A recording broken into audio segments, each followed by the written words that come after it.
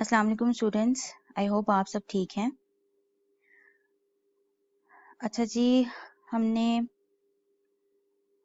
क्या कवर किया था? हम चैप्टर के लर्निंग ऑब्जेक्टिव्स पे आ जाते हैं, क्योंकि हमने ये बात शुरू दिन से डिसाइड की है कि हम कोई भी चैप्टर पढ़ेंगे या नेक्स्ट टॉपिक पढ़ेंगे तो पीछे से रिवाइज करेंगे, उसके लर्निंग ऑब्जेक्टिव्स पे जाएंगे जब तक हमें वो चीज़ याद नहीं हो जाती। पहला लर्निंग ऑब्जेक्टिव आपको पता है, हम अपने नोट्स पे आ जाते हैं, जल्दी देख लेंगे इस चीज़ को। Incorporation of company, name of company, memorandum, articles of association, commencement of business and registered office। Learning objective 1 में कंपनी को इनकॉर्पोरेट करने के स्टेप्स देखे थे, जो कि सिर्फ लिखे हुए थे, लिस्ट डाउन किए हुए थे, कोई एक्सप्लेनेशन नहीं थी। जैसे कि ये लिखे हुए हैं, नेम सोचें उसके बारे में, नेम के बारे में सोचें कंपनी के मेमोरेंडम ऑफ एसोसिएशन प्रिपेयर करें, फिर आर्टिकल ऑफ एसोसिएशन प्रिपेयर करें, फिर इन दोनों चीजों को फाइल कर दें। फाइलिंग हमेशा रजिस्ट्रार को, पहले कोई चीज मतलब इन कोई एक्ट में भी नहीं लिखा किसको फाइल करनी किसको, तो बाय डिफॉल्ट रजिस्ट्रार होगा। फिर documents for certificate of commencement of business, फिर आपने कुछ डॉक्यूमेंट फाइल करने हैं। यहाँ पे आपको सर्टिफिकेट ऑफ इनकॉर्पोरेशन मिलेगा, यहाँ पे आपको certificate of commencement of business मिलेगा। कि कौन सा, क्या सिर्फ सर्टिफिकेट ऑफ इनकॉर्पोरेशन मिल जाने से आप अपना बिजनेस भी कमेंस कर सकते हैं कि नहीं, बिजनेस भी स्टार्ट कर सकते हैं कि नहीं? कुछ कंपनीज हैं जो कर सकती हैं और कुछ कंपनीज हैं जिसको certificate of commencement of business की जरूरत होगी अपना बिजनेस स्टार्ट करने के लिए। अदरवाइज सर्टिफिकेट ऑफ इनकॉर्पोरेशन से भी काम चल जाएगा, वो सिर्फ ये सर्टिफिकेट पकड़े और कंपनी में जो भी उनका बिजनेस है वो स्टार्ट कर दें। ये भी हम अपने चैप्टर में ही देखेंगे, जो कि हमारा लर्निंग ऑब्जेक्टिव है नेक्स्ट। तो हमने इनकॉर्पोरेशन देख लिया, नेम भी देख लिया, मेमोरेंडम ऑफ एसोसिएशन से रिलेटेड जितनी प्रोविजंस थी या चीजें थी वो भी हमने देख ली। अब ये हेडिंग्स तो आपको याद हो जानी चाहिए कि नेम से रिलेटेड आपने prohibited name, names require approval of commission, application for reservation of name, rectification, change of name, ये सारी चीजें आपको याद हो जानी चाहिए। जब हमने मेमोरेंडम देखा, उसका इंट्रोडक्शन देखा, आपको पता होना चाहिए, आपके फिंगर टिप्स पे होना चाहिए कि भाई हमने मेमोरेंडम जब पढ़ा था तो उससे रिलेटेड हमने 5 चीजें देखनी थी। पहली इंट्रोडक्शन देखना था, क्लॉजेस, प्रिंटिंग एंड सिग्नेचर के बारे में चीजें थी, ऑल्ट्रेशन पढ़ी थी, फिर रजिस्ट्रेशन पढ़ी थी। ये फर्दर हम जैसे जैसे अपनी बार बार रिवीजन करेंगे तो हम कोशिश करेंगे कि हम ये चीजें भी साथ साथ फिर याद करने की कोशिश करें। इसको अभी तो हमने समझा है, ठीक है, तो अभी आप अपना समझने की तरफ खास फोकस करें, क्योंकि पहले भी हमने, जब हम अपनी टिप्स देख रहे थे फर्स्ट हमारे लेक्चर में ओरिएंटेशन में, तो हमारी कॉन्सेप्ट बिल्डिंग पहले होनी चाहिए, क्योंकि आपको पता है कि एमसीक्यूज आएंगे आपके 30 मार्क्स के, तो वो आप 30 मार्क्स कब गेन कर सकेंगे, जब आपके कॉन्सेप्ट अच्छी तरह से डेवलप हुए होंगे। ठीक है, बाकी आपको पता है कि 28 नंबर के आपके उसमें भी knowledge based straight forward questions होंगे। तो सिनेरियो बेस्ड क्वेश्चन भी हमने देख लिया था कि कोई ऐसे इतने टेक्निकल क्वेश्चंस नहीं होंगे, सिनेरियो बेस्ड भी जो आपसे पूछे जाएंगे। सिचुएशन ऐसी लिखी होगी, अगर आपने कॉन्सेप्ट अच्छे से लिया होगा तो आपको वो सिनेरियो भी समझ आ जाएगा। ठीक है जी, हमने मेमोरेंडम भी देख लिया था। अब हम आते हैं articles of association. Articles of association क्या है? मेमोरेंडम और आर्टिकल्स ऑफ एसोसिएशन।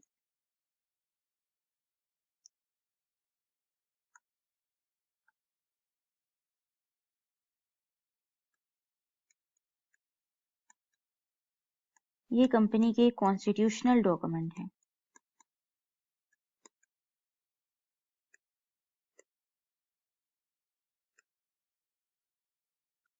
इसमें थी क्लॉजेस सारी की सारी, वो आपको पता है कि कितनी क्लॉजेस थी, 6-7 क्लॉजेस थी, जिनसे मिलके मेमोरेंडम बना था। उसमें कंपनी की इंफॉर्मेशन, नेम से रिलेटेड लायबिलिटी क्या है, कोई एक सब्सक्रिप्शन क्लॉज थी जिसमें सब्सक्राइबर टू द मेमोरेंडम है, शेयर कैपिटल की क्लॉज थी, अंडरटेकिंग की क्लॉज थी, प्रिंसिपल लाइन ऑफ बिजनेस की क्लॉज और रजिस्टर्ड ऑफिस की क्लॉज।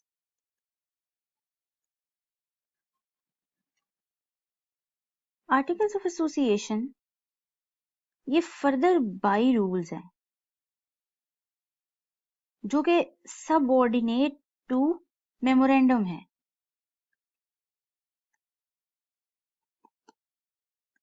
Memorandum plus act. आपको पता है कि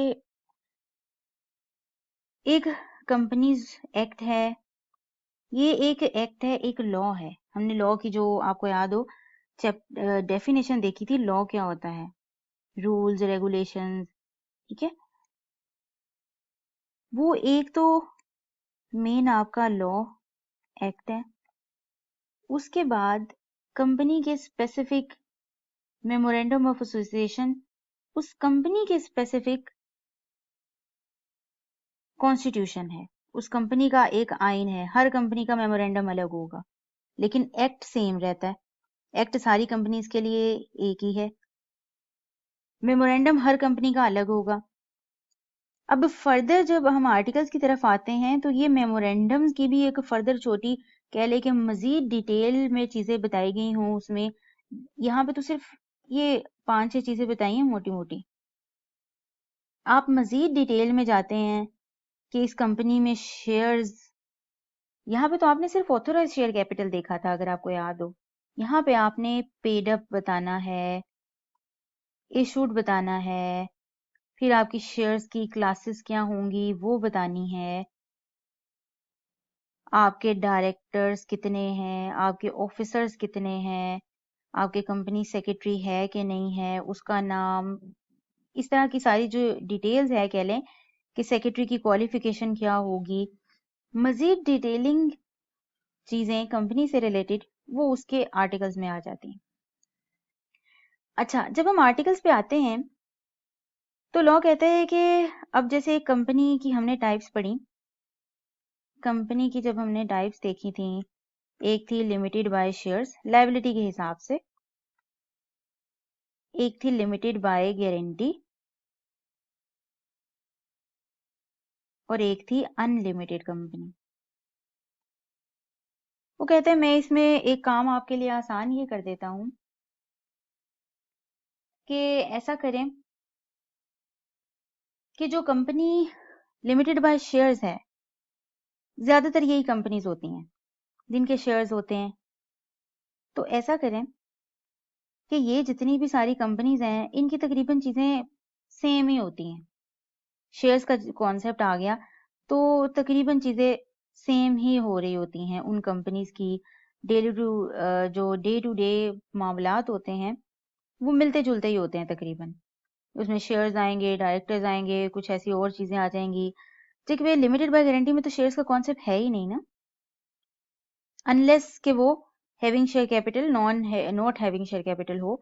तो इसमें ये जो गारंटी की चीज आती है तो ये उसको दूसरी कैटेगरी से डिफरेंट कर देती है। तो लिमिटेड बाय शेयर्स में वो कहता है कि मैं आपको एक ऑप्शन दे देता हूं कि लिमिटेड बाय शेयर्स कंपनीज जो भी हैं वो अपने अलग से आर्टिकल्स ऑफ एसोसिएशन प्रिपेयर ना करें। मैं उनके लिए आसानी कर देता हूं कि लॉ ने अपना ही एक कह ले के जी बताया है टेबल ए के नाम से, एक गाइडेंस दी है कि इस तरह के आर्टिकल्स होने चाहिए। तो वो कहता है कि आप अलग से कोई आर्टिकल्स ऑफ एसोसिएशन प्रिपेयर ना करें, ये टेबल ए को ही अडॉप्ट कर लें। सिंपल कहें कि ये जो लॉ ने बताया हुआ एक फॉर्मेट स्पेसिफिक दिया हुआ है, इसमें जितनी चीजें लिखी हैं वो आप एज इट इज टेबल ए को अडॉप्ट कर लें। लेकिन अगेन ये ऑप्शन है इनके पास, ये चाहें तो ना करवाएं, वो देखें कि नहीं हमने मजीद अपनी चीजें कुछ इंफॉर्मेशन ऐड अप करनी है तो हम टेबल ए को ना अडॉप्ट करें। हम इसमें से कुछ चीजें हमारे से तो रेलिवेंट हैं ही नहीं, हम ये नहीं निकालना चाहते हैं, हम टेबल ए को नहीं, हम अलग से अपने आर्टिकल्स ऑफ एसोसिएशन प्रिपेयर करते हैं अपने हिसाब से और उसको फाइल करके रजिस्ट्रार के पास रजिस्टर करा लेते हैं अपने आर्टिकल्स। लेकिन अगर कंपनीज कहती हैं नहीं, हमारे मामला तकरीबन ऐसे मिलते जुलते ही हैं जो लॉ ने अपने आर्टिकल्स बनाए, तो हम टेबल ए को ही अडॉप्ट कर लेते हैं, अलग से कोई आर्टिकल्स रजिस्टर कराने की जरूरत नहीं है। सिंपल आपने रजिस्ट्रार को कह देना है कि मैंने क्या किया, टेबल ए अडॉप्ट कर लिया। रजिस्ट्रेशन तो तब रिक्वायर है ना कि जब आपने चीजें बनाई खुद से, जाके रजिस्ट्रार को दिखाएंगे, रजिस्ट्रार फिर उनमें से चीजें देखेगा सही हैं या गलत हैं, तब वो उस चीज को एक्सेप्ट करेगा और रजिस्टर करेगा। तो registration is basically the verification of your documents actually. तो यहाँ पे कोई वेरिफिकेशन तो होगी नहीं, टेबल ए जो है वो आपने इसमें कुछ भी नहीं लिखा, table A is the simple जो लॉ ने बताया वो आपने अडॉप्ट कर लिया। यहाँ पे आपके पास ऑप्शन है कि या तो इसे अडॉप्ट कर लें टेबल ए को, और नो रजिस्ट्रेशन रिक्वायरमेंट।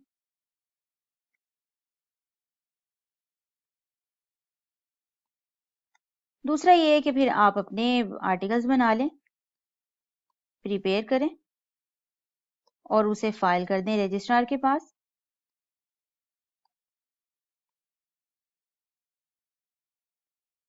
और रजिस्टर करवा लें। ये थी option company limited by shares के पास, जो भी कंपनी लिमिटेड बाय शेयर्स है। अब इन दो कंपनीज के पास ऑप्शन नहीं है, ये अपने आर्टिकल्स बनाएंगे, प्रिपेयर करेंगे और उसको रजिस्ट्रार के पास रजिस्टर कराएंगे। अच्छा, अब हम आर्टिकल्स ऑफ एसोसिएशन का एक फॉर्मेट देख लेते हैं कि आर्टिकल्स ऑफ एसोसिएशन होते क्या हैं।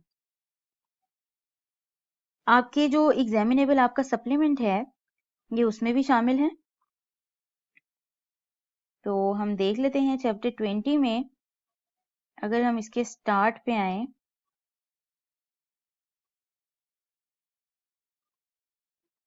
एक था effect of revocation of license, ये हमने ऑलरेडी देख लिया था चैप्टर 19 पढ़ते हुए। चैप्टर 20 में आपकी जो एग्जामिनेबल सप्लीमेंट में दो चीजें ऐड की हैं वो है effect of memorandum and articles section. अच्छा जी, एक बच्चे ने सवाल पूछा था कि क्या हमें सेक्शंस रिमेंबर करने की जरूरत है। तो आपको सेक्शंस याद करने की बिल्कुल जरूरत नहीं है। आप ये देखेंगे कि आप इन्हें स्पेसिफिकली याद ना कीजिए सेक्शंस को, जब आप चीजों को कंटिन्यूसली रिवाइज कर रहे होंगे आपके खुद ही ये दिमाग में रह जाएंगे। दिमाग में रह जाना अलग बात है, लेकिन इसको स्पेसिफिकली याद करना ये जरूरी नहीं है, ठीक है। तो आपको सेक्शंस याद करने की बिल्कुल जरूरत नहीं है। इसका मैंने जवाब ये बताया था कि हाँ जी, आपको सेक्शंस याद करने की बिल्कुल जरूरत नहीं है।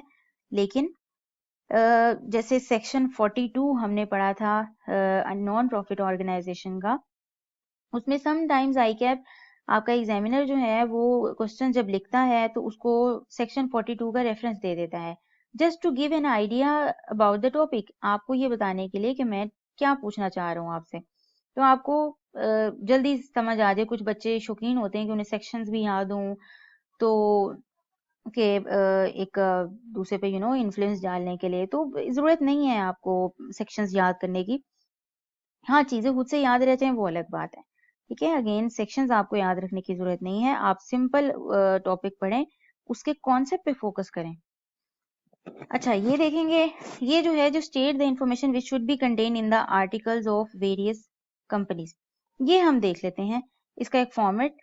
बाकी इसकी डिटेल हम जब चैप्टर्स पढ़ेंगे एक्चुअली में तो वहां देख लेंगे। अच्छा, चैप्टर 20 में आप आ जाएं, ये है जी टेबल ए, फर्स्ट स्केड्यूल में आपका टेबल ए दिया हुआ है, information which should be contain in the articles. आपको याद होगा मेमोरेंडम के अंदर आपने 7 क्लॉजेस देखी थी। अब यहाँ पे काफी ज्यादा चीजें हैं, क्योंकि डे टू डे इश्यूज जो भी हैं, रोजमर्रा के जो भी मामलात हैं, वो कंपनी के सारे इसमें लिखे जाएंगे। वो अपनी एक बुक प्रिपेयर कर लेते हैं रूल्स की। एक्ट तो ठीक है, एक्ट जो बात एक्ट ने कह दी वो तो आपने माननी है, बाद में जो मेमोरेंडम कहते हैं वो माननी है, और उसके बाद आता है जी आपके आर्टिकल्स, ये आपकी हिरार्की है, ठीक है जी। अच्छा, इस पे भी हम देखते हैं कि ये हायरार्की किस तरह से फॉलो होगी और किसके रूल्स कहीं ओवर रूल तो नहीं कर रहे। कोई बात अगर आर्टिकल्स में लिखी है तो, और एक बात मेमोरेंडम में लिखी है और दोनों बातें डिफरेंट हैं, तो आपने कौन सी बात माननी है ये भी हमने देखना है। और अगर कोई बात मेमोरेंडम आर्टिकल्स में सेम है लेकिन लॉ एक्ट में अलग लिखी हुई है, तब आपने किस चीज को फॉलो करना है ये हम देखते हैं थोड़ी देर में। अभी हम आर्टिकल्स ऑफ एसोसिएशन को देख रहे हैं कि क्या क्या चीजें आएंगी। ये आपने तकरीबन इसकी हेडिंग्स याद कर लेनी है सारी। अभी मजीद डिटेल आप इसमें ना याद करें। अभी जब हम चैप्टर 20 पढ़ रहे हैं तो आपने इसकी हेडिंग्स याद कर लेनी है। प्रिलिमिनरी पहली हेडिंग, बिजनेस के बारे में बताना है आपने, अपने शेयर्स के बारे में इंफॉर्मेशन देनी है आर्टिकल्स में, transfer and transmission of shares, किस शेयर्स आपके ट्रांसफर कैसे होंगे, किस तरह से होंगे, फ्रॉम फॉर्म है फॉर ट्रांसफर ऑफ शेयर्स, जब आपने शेयर्स ट्रांसफर करने होंगे तो ये एक फॉर्म है, ये फिल करेंगे तो आप शेयर्स ट्रांसफर कर लेंगे। Bank account detail of transferee for payment of cash dividend, ये दिया है कि जब कंपनी ने अपने मेंबर्स को डिविडेंड देना होगा कैश में, तो मेंबर्स अपनी जो भी है इस तरह से करके अपनी इंफॉर्मेशन बताएंगे कि ये हमारा बैंक है, ये हमारा अकाउंट नंबर है, आप इसमें हमारा पैसे ट्रांसफर कर दें। ये इंफॉर्मेशन है इस तरह से। ट्रांसमिशन ऑफ शेयर्स, आपने चीजें भी याद नहीं करनी, ये वह आर्टिकल्स ऑफ एसोसिएशन में सिर्फ आपने हेडिंग्स याद रखनी है। ऑल्ट्रेशन ऑफ कैपिटल, आपका जो शेयर कैपिटल है अगर आपने ऑल्टर करना है, चेंज करना है तो किस तरह से चीजें होंगी, कैसे कर सकते हैं, उसके बारे में रूल्स हैं। जनरल मीटिंग्स, जब मेंबर्स की मीटिंग्स होगी तो उसमें कितने मेंबर होंगे, किस तरह से वोटिंग होगी और कौन डिसीजन करेगा, और क्या समटाइम्स मेंबर्स नहीं आते तो वो क्या नॉन कंप्लायंस मानी जाएगी, ये मेंबर्स के लिए आना पॉसिबल नहीं है तो क्या हम ऑनलाइन मीटिंग अटेंड कर सकते हैं, इस तरह की चीजें आपने इसमें लिखनी है। Notice and proceeding of general meetings, आपने मीटिंग करनी है तो उसका नोटिस किस तरह से जाएगा मेंबर्स को। फिर ये है आपने ये भी अगेन यहाँ पे भी कुछ चीजें आपने याद नहीं करनी जब हम चैप्टर 20 पढ़ रहे हैं, ये चीजें आपने इन डिटेल देखनी है जैसे जैसे हम चैप्टर पढ़ते जाएंगे। जैसे शेयर कैपिटल जब हम पढ़ लेंगे तो आपने ये ऊपर शेयर्स वाला पढ़ लेना है सारा, जितना भी शेयर्स का लिखा हुआ है चीजें बाकी आप देख लेंगे यहाँ से। और जब हम कंपनी लॉ पूरा खत्म कर लेंगे तो आप इसे आर्टिकल्स ऑफ एसोसिएशन को फिर एक बार पढ़ लीजिएगा। हेडिंग्स आपको याद होनी चाहिए, हेडिंग्स पे नो कॉम्प्रोमाइज, ये सारी की सारी आपको हेडिंग्स याद होनी चाहिए।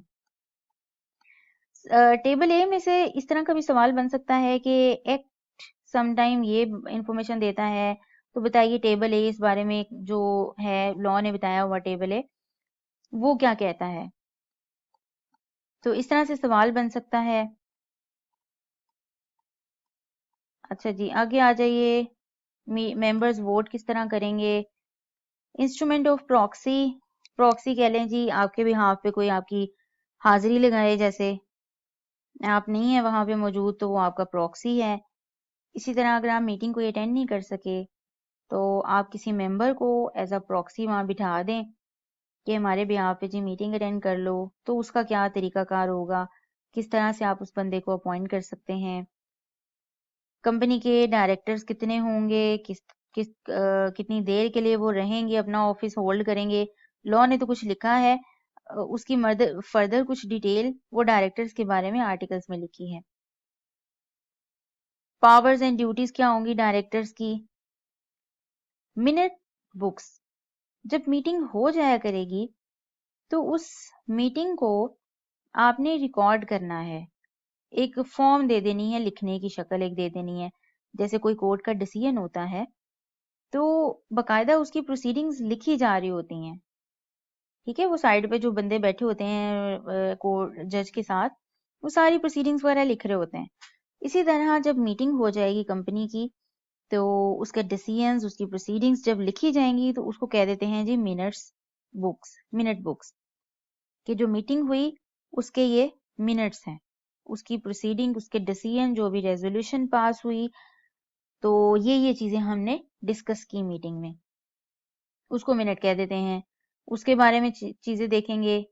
सील क्या है जी, कॉमन सील कंपनी की, वो किस तरह, कौन उसकी सेफ कस्टडी में रखी जाएगी, कौन उसकी हिफाजत करेगा, कौन उसको यूज करेगा, कौन ऑथोराइज है उसको यूज करने के लिए, ठीक है। डिसक्वालिफिकेशन ऑफ डायरेक्टर्स, कौन बंदे हैं जो डायरेक्टर्स नहीं बन सकते।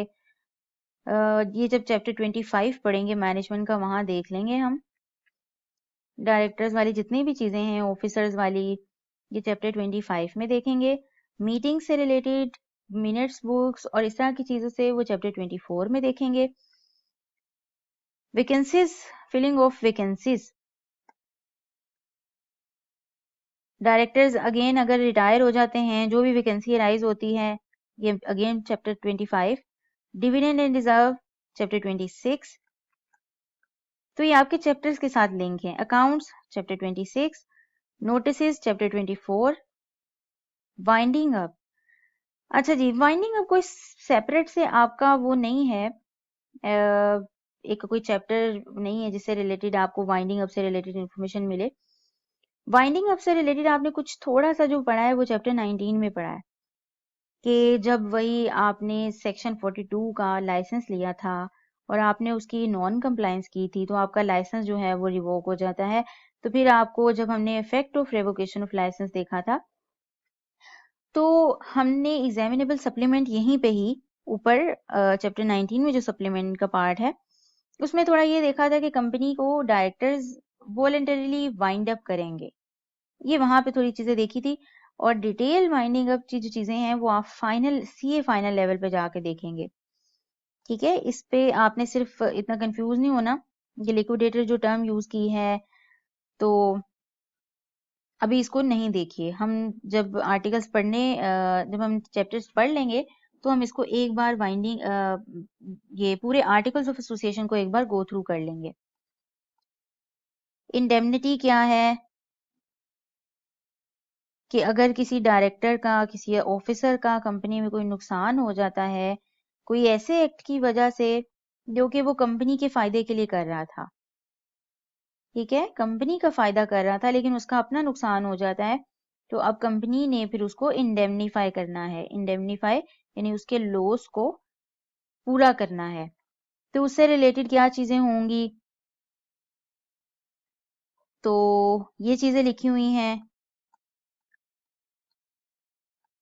ओके, ये आपके थे आर्टिकल्स ऑफ एसोसिएशन जो आपके एग्जामिनेबल सप्लीमेंट में थे।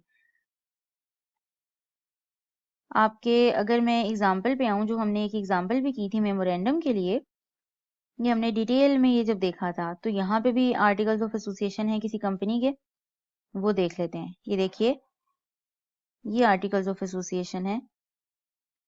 ऊपर मैंने लिख दिया regulation contain in table A of the first schedule shall not apply to this company save as herein reproduced।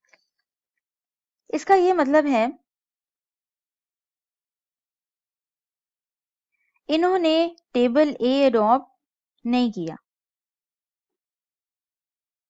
ठीक है जी, इन्होंने अपने आर्टिकल्स अलग से प्रिपेयर किए हैं। इन्होंने एज इट इज जो भी टेबल ए था वो अडॉप्ट नहीं किया, अब अपनी ये चीजें सेपरेट से लिख रहे हैं। हो सकता है कि कोई, ये देखिए सर्टिफिकेट जो था ये हमने शायद वहां पे नहीं देखा था, इन्होंने कुछ चीजें ऐड ऑन की हैं इसके अंदर और कुछ चीजें वहां से भी उठाई हैं। तो यहाँ पे फर्दर उसको डिस्क्राइब करके इस कंपनी ने चीजें लिखी हुई हैं और जो एप्लीकेबल है वो लिख ली, और जो स्टिल शायद एप्लीकेबल ना हो, ये मैनेजिंग डायरेक्टर की बात आपके जो टेबल ए थे उसमें नहीं थी, तो यहाँ पे इन्होंने ये भी ऐड ऑन की। Appointment and retirement of directors ये टेबल ए में नहीं था, इन्होंने ये ऐड की। इन्होंने ऊपर लिख दिया कि टेबल ए जो है हमने अडॉप्ट नहीं किया, क्योंकि हमने देखा कि लिमिटेड बाय शेयर्स कंपनीज के पास ऑप्शन है कि वो या तो अडॉप्ट कर लें और या अडॉप्ट ना करें, जबकि बाकी कंपनीज के पास ऐसी कोई भी ऑप्शन अवेलेबल नहीं है। अच्छा जी, तो अब हमने देख लिया कि आर्टिकल्स ऑफ एसोसिएशन की रजिस्ट्रेशन करवाना कंपलसरी है कंपनी लिमिटेड बाय गारंटी और अनलिमिटेड कंपनी के लिए, जबकि कंपनी लिमिटेड बाय शेयर के पास ऑप्शन है कि वो टेबल ए अडॉप्ट कर ले या फिर रजिस्टर करा ले सेपरेट से। तो ये आपका एमसीक्यूज भी बन सकता है। इस तरह की चीज़ें बहुत आपसे टेस्ट की जा सकती हैं, जहाँ पे एक्सेप्शंस आती हों, कोई चीज़ किसी एक कंपनी पे एप्लीकेबल हो लेकिन दूसरी कंपनी पे एप्लीकेबल ना हो, तो ये उसमें एमसीक्यूज में टेस्ट की जा सकती हैं। अच्छा जी, एक बच्चे ने मुझसे सवाल किया था कि प्राइवेट और पब्लिक कंपनी में क्या फ़र्क है। तो मेजरली ऐसा कोई फ़र्क नहीं बताया गया कि प्राइवेट पब्लिक में क्या फ़र्क है। आपको याद हो कि हमने चैप्टर 19 में कंडीशंस पढ़ी थी। हमने जब चैप्टर 19 पढ़ा था तो हमने प्राइवेट कंपनी की डेफिनेशन पढ़ी थी। आपका लॉ प्राइवेट कंपनी को डिफाइन करता है, उसकी वो 3 कंडीशंस बताता है। पहली कंडीशन याद होगी आपको, दूसरी भी याद होगी, तीसरी भी याद होगी, जिसमें मैंने रेफरेंस भी दिया था कि पेज 259 ऑफ स्टडी टेक्स्ट, यहाँ पे आप इसकी कंडीशंस देखेंगे। याद आई आपको? जी, आप ही ने मुझे बताया 2 to 50 मेंबर्स होंगे, ट्रांसफर ऑफ शेयर्स नहीं हो सकते और पब्लिक से आप सब्सक्रिप्शन कॉल नहीं कर सकते। अच्छा, लॉ जब पब्लिक कंपनी के बारे में बताता है तो वो पब्लिक कंपनी की कोई डेफिनेशन नहीं बताता। वो सिंपल ये कहता है कि public company is every company which is not a private company. यानी कि पब्लिक कंपनी के लिए, ये देखने के लिए कि पब्लिक कंपनी है कि नहीं है, आपको देखना पड़ेगा कि क्या ये प्राइवेट कंपनी है कि नहीं है। अगर ये प्राइवेट है तो प्राइवेट है, और अगर ये प्राइवेट नहीं है तो ये पब्लिक है। ठीक है, यानी कि एक कंपनी प्राइवेट कंपनी रहेगी जब इसमें से एक भी कंडीशन मीट नहीं करेगी, मतलब मेंबर्स 50 की बजाय 55 हो जाए, अब ये कंपनी प्राइवेट नहीं रही। अब अगर आपने कंपनी को प्राइवेट रजिस्टर करवाया भी हुआ है तो आपको उसे पब्लिक में कन्वर्ट कराना पड़ेगा। आप अपने शेयर्स ट्रांसफर करना चाहते हैं तो आप पहले प्राइवेट से अपना स्टेटस पब्लिक में कन्वर्ट कीजिए। ठीक है, तो डेफिनेशन ऐसा कोई नहीं है। हाँ, टाइप्स जरूर बताई हैं कि पब्लिक की फर्दर टाइप्स हैं लिस्टेड और अनलिस्टेड। तो ये डेफिनेशन में नहीं आता कि listed company is a public company, ये डेफिनेशन है। Unlisted company is a public company, ये डेफिनेशन है पब्लिक कंपनी की। नहीं, public company is a company which is not a private company। ठीक है जी। चलिए, मेरे दिमाग में सवाल आया था कि कुछ बच्चे ने पूछा तो मैंने सोचा कि मैं इसमें शेयर कर दूं। तो ये apart from our current topic है। ठीक है, ऐसे कोई बच्चे सवाल पूछेंगे तो मैं उसको इसी तरह क्लास में डिस्कस कर लिया करूंगी वाइल ड्यूरिंग लेक्चर। आगे चलते हैं। अच्छा, एक चीज है जो कि हमें पहले आपको ये कह रही थी कि एक चीज है जो आपके एक्ट में लिखी, उसके बाद आपके मेमोरेंडम ऑफ एसोसिएशन आए कंपनी के, उसके भी फर्दर रूल्स वो क्या हैं जी, आर्टिकल्स ऑफ एसोसिएशन। अच्छा, सपोज आपका एक्ट कहता है कि एक लिस्टेड कंपनी में, लिस्टेड कंपनी आपको पता है जो स्टॉक एक्सचेंज पे लिस्टेड हो, जिसके शेयर्स ट्रेड हो रहे हैं स्टॉक एक्सचेंज पे, एक लिस्टेड कंपनी में एटलीस्ट 3 डायरेक्टर्स होने चाहिए,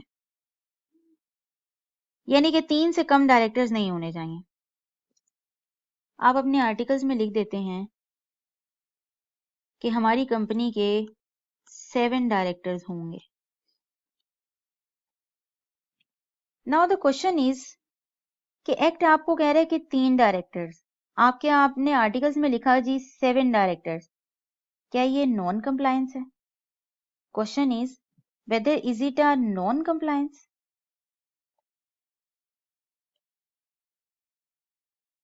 non compliance of act? Answer is no. आपके लॉ ने कहा कि एक लिस्टेड कंपनी में कम से कम 3 डायरेक्टर्स होने चाहिए, इससे कम नहीं होने चाहिए। यानी कि ज्यादा हो सकते हैं, आप 4 रख लें, 5 रख लें, 6 रख लें, 7 रख लें, 8 रख लें, जितने मर्जी रख लें,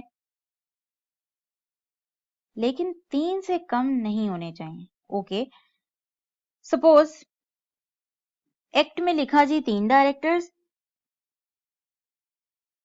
जबकि आपने अपने आर्टिकल्स में लिखा 2 डायरेक्टर्स होंगे। आप अपने आर्टिकल्स की बात मानेंगे या एक्ट की? आप एक्ट की बात मानेंगे। कम से कम 3 लॉ ने कह दिया है कि जब लॉ कहते थे एक चीज रिक्वायरमेंट है, एडिशनल अगर आप कुछ करना चाहते हैं तो कर लें। यहाँ पे भी क्वेश्चन है कि ओके ये नॉन कंप्लायंस नहीं है, लेकिन एक्ट आपको कहते हैं 3 डायरेक्टर्स रखें, आर्टिकल्स कहते हैं कि 7 डायरेक्टर्स रखें। आपने जब अपने आर्टिकल्स प्रिपेयर किए 7 डायरेक्टर, क्या 3 डायरेक्टर्स रखेंगे अब बाद में? नहीं, अब आपने अपने आर्टिकल्स को फॉलो करना है। 3 नहीं, अब आपकी रिक्वायरमेंट है आपने 7 डायरेक्टर्स रखने कम से कम, 7 से कम नहीं रखने। अब अगर इसी तरह वाइस वर्सा करते हैं, एक्ट कहता है कि 3 डायरेक्टर्स, आपने आर्टिकल्स में लिखा 2 डायरेक्टर्स, ये नॉन कंप्लायंस है। आपके आर्टिकल्स आपके एक्ट के सबऑर्डिनेट होने चाहिए, इन लाइन होने चाहिए। या तो आपने अपने आर्टिकल्स में 3 डायरेक्टर्स लिखने हैं या 3 से ज्यादा लिख लें, आपकी मर्जी, लेकिन 3 से कम नहीं आप लिख सकते।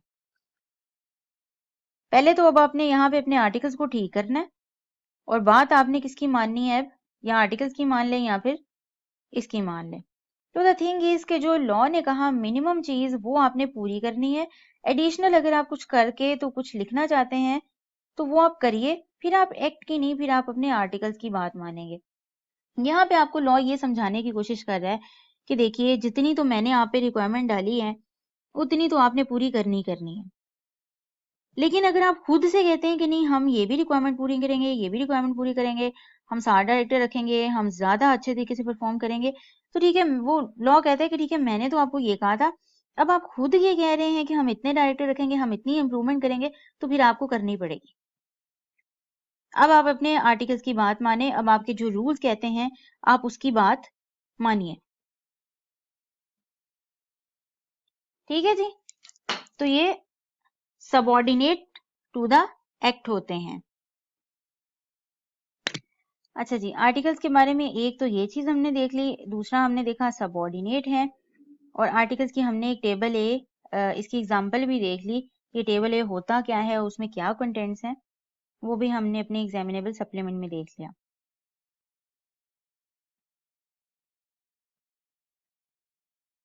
अच्छा, अब हम आते हैं, आपने कर ली अपने आपने अपने दिमाग में ये चीज रखनी है कि हम अपनी कंपनी को इनकॉर्पोरेट करने जा रहे हैं।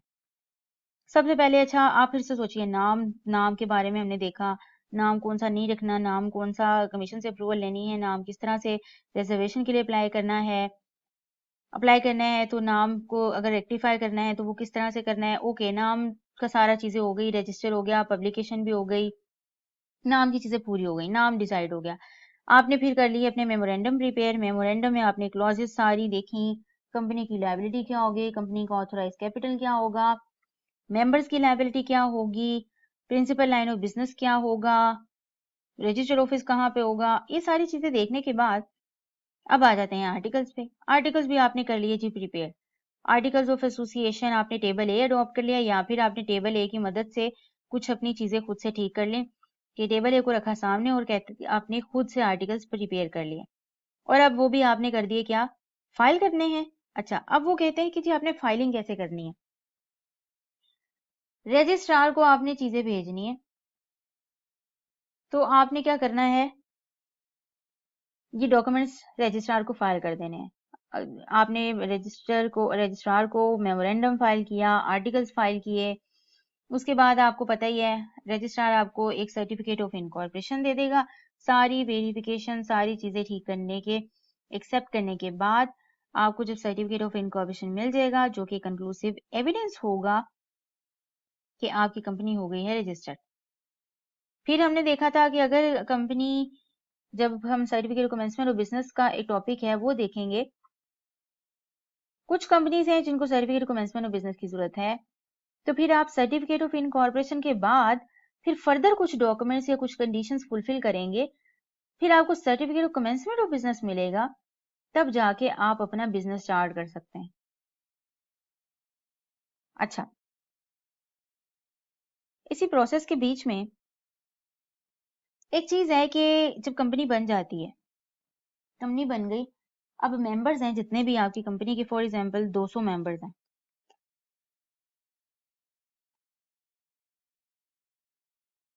कि जी हमारी कंपनी बन गई है, हमने मेमोरेंडम और आर्टिकल्स पढ़ने हैं, हमने हमें कॉपीज प्रोवाइड करें आर्टिकल्स की और मेमोरेंडम की। मेंबर्स का हक है ना, मेंबर्स तो ओनर्स हैं उतने हिस्से के जितना कि उनके पास शेयर है। वो कहते हैं कि जी हमें इनकी कॉपीज प्रोवाइड करें। तो लॉ कहता है कि ये कंपनी की जिम्मेदारी है कि वो जब भी कोई मेंबर अपॉन क्या करे जी, रिक्वेस्ट करे, और आपने कोई जितनी भी फी रखी हुई है प्रिस्क्राइब की जी मेमोरेंडम और इसकी कॉपी लेने के लिए आप इतनी फी दे दें, वो होगी कोई, यही कॉपी करवाने की फीस होगी। जैसे आप नोट्स लेते हैं तो फोटोकॉपी आपसे कुछ जो है कुछ पैसे चार्ज करता है, कुछ प्रिस्क्राइब फी चार्ज कर लेता है और आपको नोट्स मिल जाते हैं। इसी तरह कंपनी की भी जिम्मेदारी होगी कि वो जैसे वो रिक्वेस्ट कर रहे हैं और प्रिस्क्राइब फी भी पे कर रहे हैं तो मेंबर्स को कॉपी प्रोवाइड करें। अगर इमीडिएट कॉपी अवेलेबल नहीं भी है तो उसको 14 दिन का टाइम दिया हुआ है कि उनकी रिक्वेस्ट जब आई उसके 14 दिन के अंदर अंदर आपने मेंबर को वो कॉपी प्रोवाइड करनी है। ठीक है जी। अच्छा, वो कहते हैं कि जब हमने, एक तो ये चीज थी कि जब आपसे ये टाइम आपसे पूछा जा सकता है कि एमसीक्यूज आ सकता है कि मेंबर को रिक्वेस्ट करे तो उसने कोई फी भी पे करनी होती है, कुछ चीजें बगैर फी के भी आप मेंबर्स को देते हैं, लेकिन यहाँ पे आपसे कुछ चीज पूछी जा सकती है। दो ही चीजें इंपॉर्टेंट है, कंपनी उससे फीस भी ले सकती है और 14 दिन का टाइम भी उसको है कि वो 14 दिन के बाद आर्टिकल्स और मेमोरेंडम की उसको कॉपी प्रोवाइड कर दे। कुछ चीजें इमीडिएट प्रोवाइड करनी होती हैं और कुछ चीजें उसमें 14 दिन का टाइम दिया है, और ये आपको जी प्रिस्क्राइब फी है 14 डेज। ठीक है। अच्छा, इसके बाद आता है जी, हो सकता है कि आपको अपने मेमोरेंडम चेंज करने पड़ जाए, जैसे कि हमने पूरा प्रोसेस देखा था ऑल्ट्रेशन का, और हो सकता है कि आपको अपने आर्टिकल्स भी चेंज करने पड़ जाए। रीजन क्या हो सकती है कि शेयर्स की आपने क्लासेस चेंज कर दी। पहले आपके पास क्लास ए और क्लास बी थी सिर्फ। क्लास ए ऐसे शेयर्स थे जिसके ऊपर वोटिंग राइट्स थे, और क्लास बी ऐसे शेयर्स थे जिसके ऊपर वोटिंग राइट्स नहीं थे। अब हो सकता है कि आप एक तीसरी कैटेगरी इंट्रोड्यूस कराने जा रहे हो कि जिसके ऊपर अगर फॉर एग्जांपल 50 शेयर्स हैं तो आप कहते हैं कि एक शेयर बाद में एक प्रेफरेंस शेयर है उसमें कन्वर्ट हो सकता है, या प्रेफरेंस शेयर्स की आप एक कह दें कि जी, अब प्रेफरेंस शेयर्स पे आप कंफ्यूज नहीं हो, ये शेयर्स की ही एक कैटेगरी है जो कि हम चैप्टर 21 में पढ़ेंगे। तो एग्जाम्पल दे रही हूँ कि क्लासेस आप फॉर एग्जाम्पल एक नई बनाने जा रहे हैं, ठीक है, तो आपने अब क्लासेस चेंज करनी है तो आपने अपने आर्टिकल चेंज करने हैं। जब आप आर्टिकल चेंज करेंगे, मेमोरेंडम चेंज करेंगे, तो आपको याद है कि पूरा एक प्रोसेस था। वो जब चेंज हो जाए मेमोरेंडम और आर्टिकल्स, आपने फिर एक अल्टर्ड कॉपी ऑफ मेमोरेंडम और आर्टिकल्स ये प्रिपेयर कर लेनी होती है। अपने आर्टिकल्स चेंज कर लेने हैं, मेमोरेंडम चेंज कर लेना है। वो कहते हैं जब आपकी रजिस्ट्रेशन हो जाए ऑल्ट्रेशन की भी, आपका रजिस्ट्रार इसको रजिस्टर कर ले, तो आपकी हर जो भी ऑल्टर्ड कॉपी है उसके अंदर ये जो भी आपने ऑल्ट्रेशन की हैं ये सारी की सारी अब होनी चाहिए, और अगर आप नहीं करेंगे तो आपने नॉन कंप्लायंस की। अच्छा, अब हम ये आ जाते हैं जी स्टडी टेक्स्ट पे कि हमने कितना कवर कर लिया है। अब आ जाए जी स्टडी टेक्स्ट पे।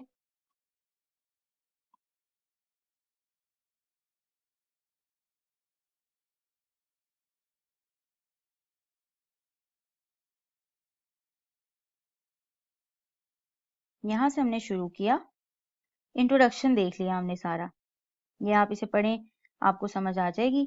यहाँ तक अभी हमने इसे पढ़ा है। अब हम देखते हैं alteration in the articles of association.